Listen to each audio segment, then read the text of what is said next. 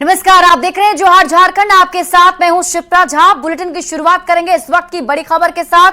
सूत्रों के हवाले से इस वक्त की बड़ी खबर सामने आ रही है। झारखंड में इंडिया अलायंस में तालमेल बन चुका है। सीट बंटवारे को लेकर समन्वय बन चुका है। कांग्रेस पार्टी 7 सीट पर चुनाव लड़ेगी, सूत्र ऐसा बता रहे हैं। जेएमएम पार्टी 5 सीट पर चुनाव लड़ेगी, तो वहीं आरजेडी और सीपीआईएमएल को एक सीट दी जा सकती है। आप बता दें, झारखंड में लोकसभा की 14 सीटें हैं और इस सीट को लेकर जो फॉर्मूला निकालना था इंडिया अलायंस में, वो निकल चुका है। सूत्रों के हवाले से आपको इस वक्त की बड़ी खबर बता रहे हैं। झारखंड में इंडिया अलायंस में सीट को लेकर तालमेल बन चुका है, जिसके तहत बताया जा रहा है कि 7 सीट पर कांग्रेस चुनाव लड़ेगी, तो जेएमएम 5 सीट पर चुनाव लड़ेगा। आरजेडी और सीपीआईएमएल को एक सीट दी जा सकती है।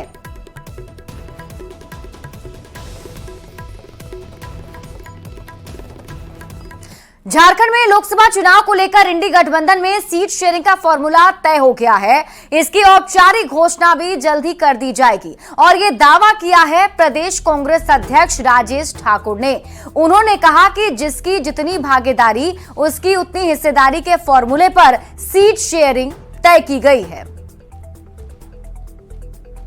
शेयरिंग को लेकर के पूरी तरह से सहमति बन गई है, घोषणा मात्र बाकी है और जिसकी जितनी भागीदारी उसकी उतनी हिस्सेदारी पर काम हो रहा है। और हम समझते हैं हमारे लिए 14 सीट महत्वपूर्ण है और जब इंडिया गठबंधन बन गया तो फिर उसमें कहीं कोई दूसरे चीज की जरूरत नहीं है कि कौन किस दल से किसको कितना मिल रहा है। हम लोग विनेबिलिटी देख रहे हैं, हम लोग ये देख रहे हैं किस पार्टी का कहाँ जाना धारा है और सभी की सहमति से संभव हो रहा है। किसी सीट पे कोई झंझट नहीं है। मैंने कहा ना कि सहमति बन गई है, घोषणा मात्र बाकी है। थोड़ा सब्र का मजा लीजिए और हम समझते हैं जो कहावत है, थोड़ा इंतजार का मजा लीजिए। तो वहीं लोकसभा चुनाव को लेकर सभी पार्टियों की ओर से जीत के दावे किए जा रहे हैं। जमशेदपुर पूर्वी से निर्दलीय विधायक सरयू राय ने कहा है कि चुनाव में प्रधानमंत्री मोदी सबसे बड़ा चेहरा होंगे और उसका लाभ बीजेपी को मिलेगा।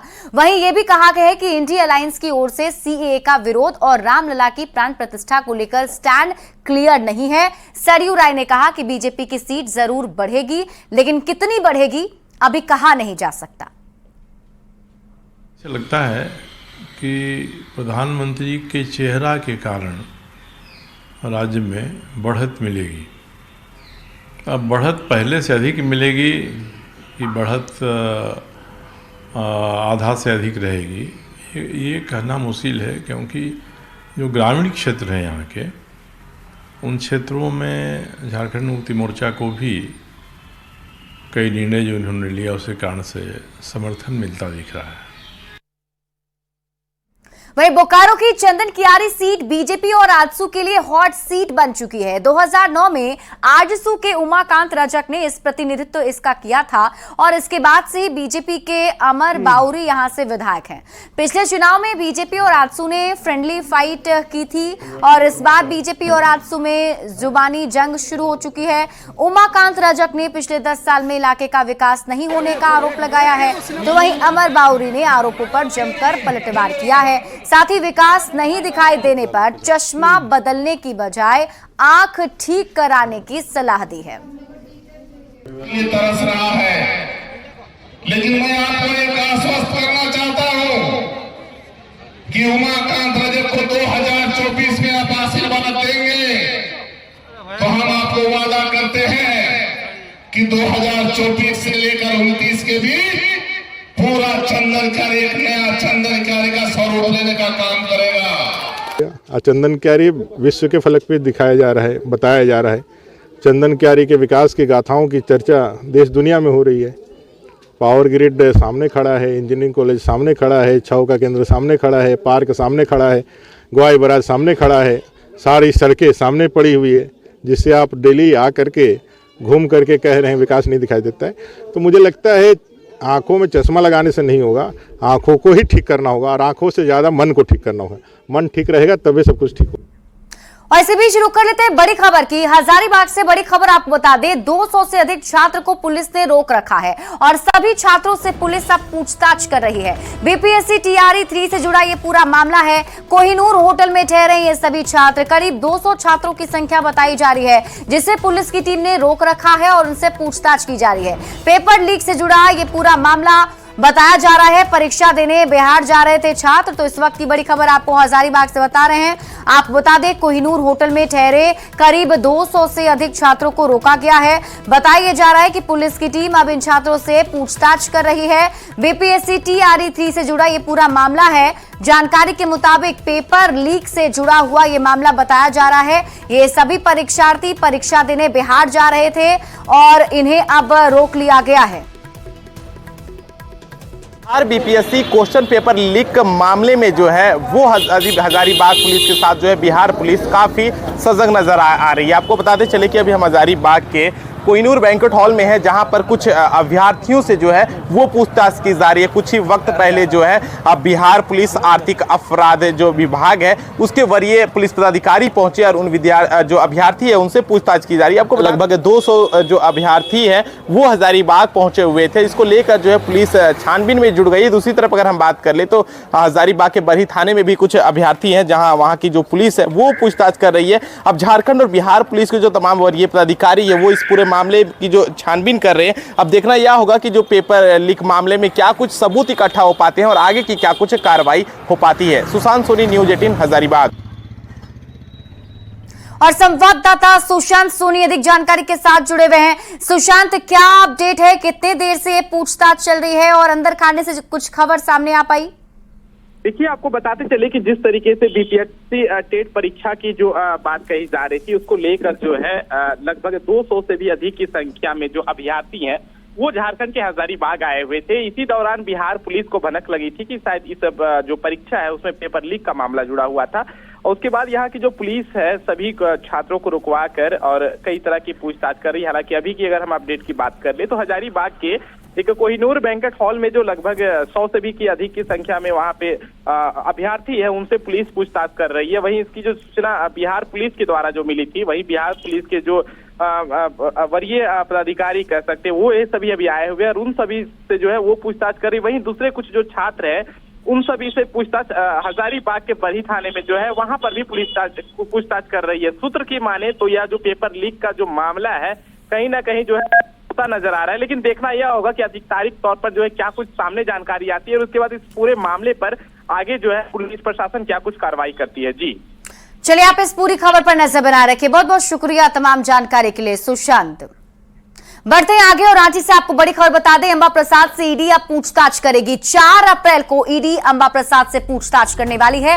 अंकित साव से 5 अप्रैल को पूछताछ होगी। सीओ शशि भूषण से भी पूछताछ होनी है। 2 अप्रैल की तारीख तय की गई है जिस दिन पूछताछ सीओ से की जानी है।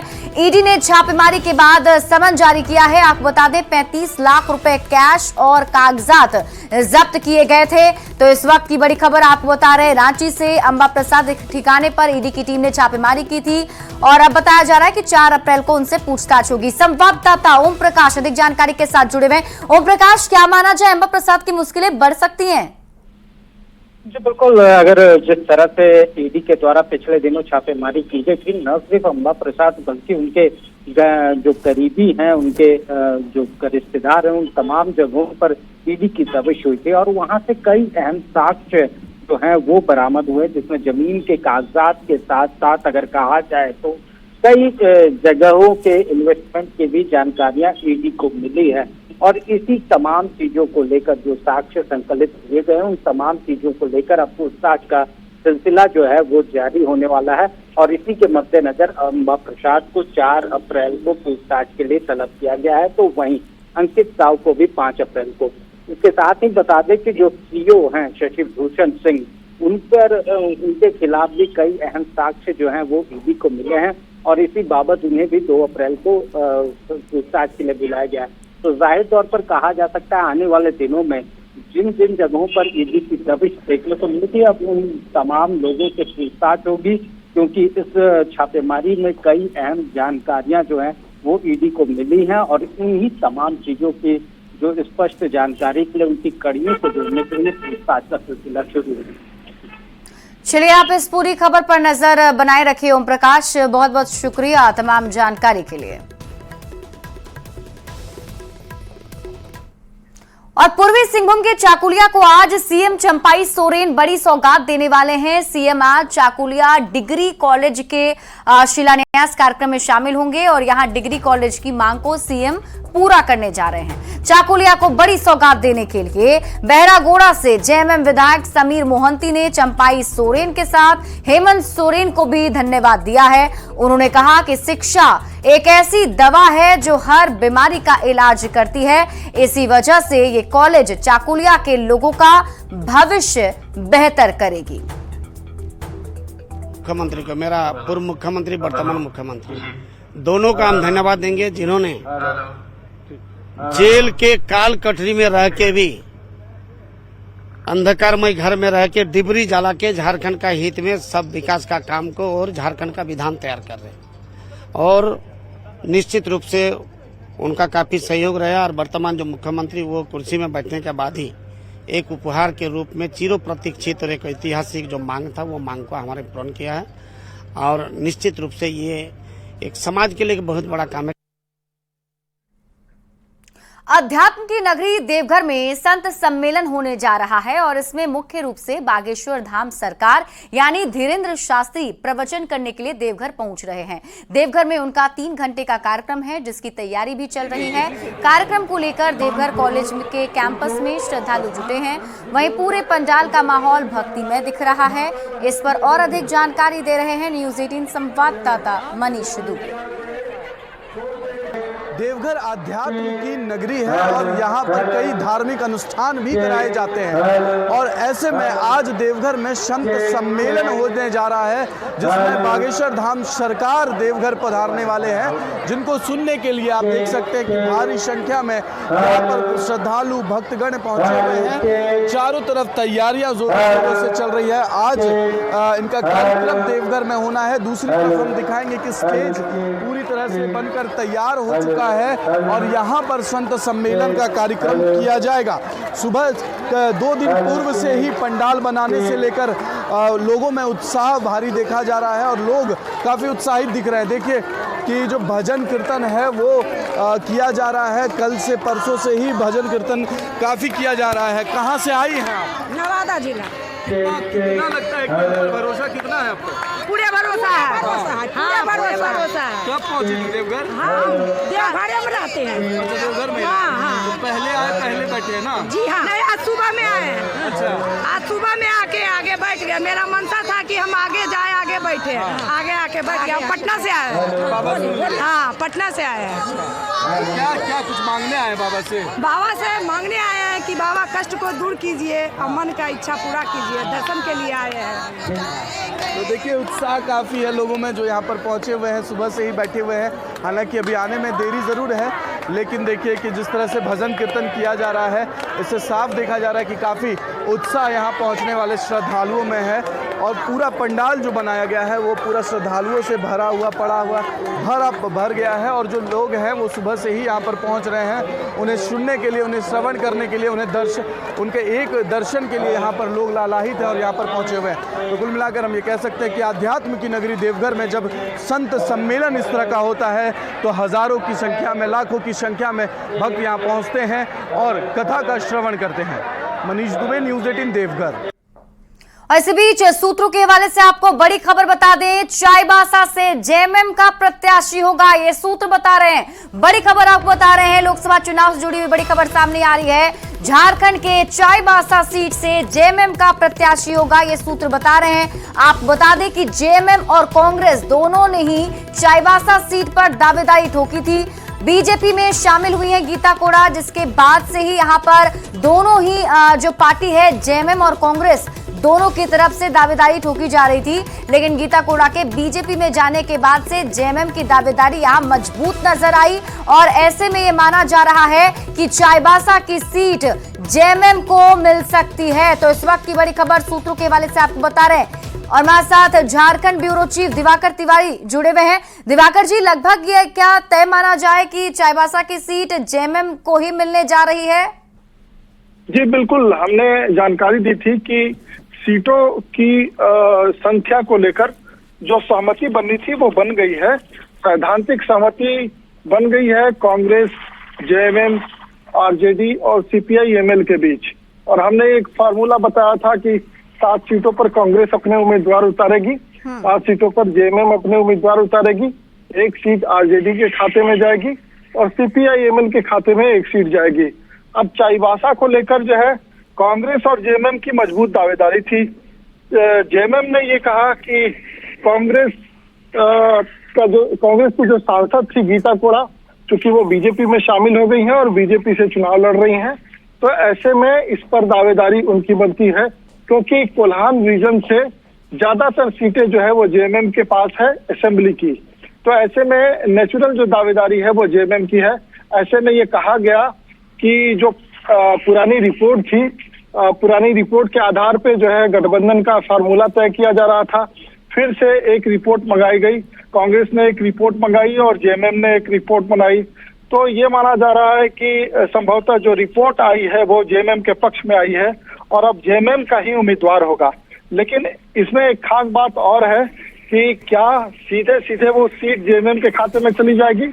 अगर जेएमएम के खाते में सीधे सीधे सीट वो नहीं जाती है तो कांग्रेस के खाते में जरूर वो सीट होगी, लेकिन उम्मीदवार जेएमएम से होगा। तो ये एक तरीके से कहिए कि अप्रत्यक्ष रूप से भी ये जेएमएम के ही खाते की सीट मानी जाएगी क्योंकि उम्मीदवार जेएमएम से आएगा।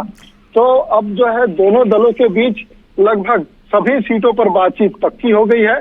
चॉइस ऑफ सीट की भी जो बातचीत चल रही थी वो भी लगभग तय हो गई है।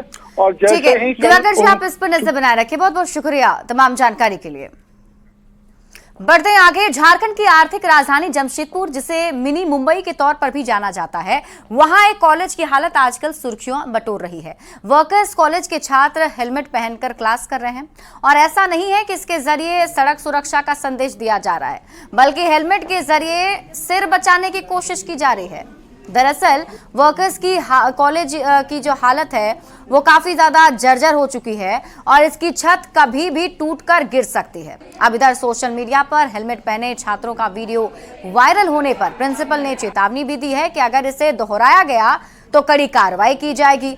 हालांकि उन्होंने वैकल्पिक व्यवस्था का भरोसा जरूर दिया है।